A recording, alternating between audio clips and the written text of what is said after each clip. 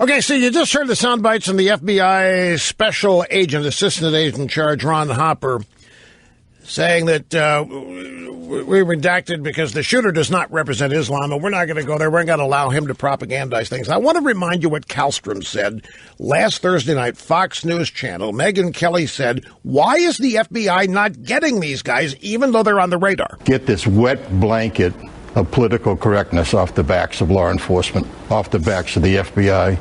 Last time I was on with you, Megan, I got about 35 calls from agents who are on the job now at different levels saying, boy, you hit the nail on the head. The rules of engagement, what the Bureau is being told about what they can do and what they can't do. They can't go sniffing around anything to do with Muslims.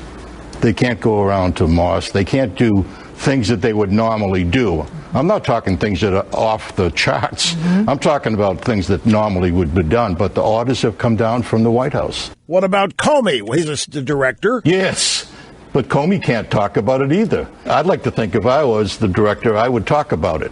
Comey needs people. Okay, the that's FBI enough. needs So you more. compare that to what we heard from Ron Hopper, who said the killer identified himself as an Islamic soldier. He does not represent the religion of Islam, but look, the orders have gone down from this regime.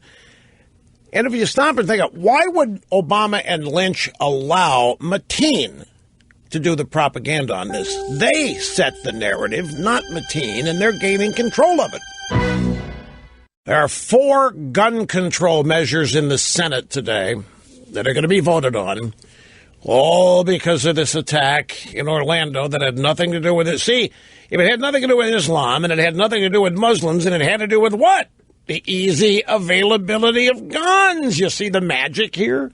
Yes, my friends, the guns are so easy. The gun show loophole. Do you know there isn't a gun show loophole?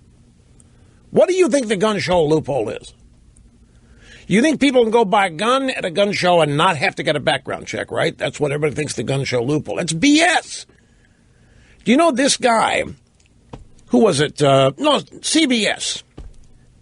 It's our morning update for tomorrow. CBS tried to show how easy it is to get an AR-15, which was not what this guy even used.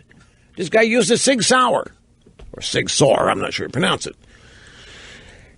So they sent this woman into a gun shop to buy an AR-15, and they thought they'd be able to walk in there, hand over the money, and walk out with it and start shooting people. It took 38 minutes, and they found out that unless she did a couple specific things, she wouldn't get the gun, that it would be turned over to a federal agency to further review. The whole thing blew up in their faces. So now, but gun show loophole, well, you can go to a gun show and some black market dealer will sell you whatever you want. You don't have to pass an invest. It's BS. It doesn't matter. Increasingly, the facts and truth and none of that matters.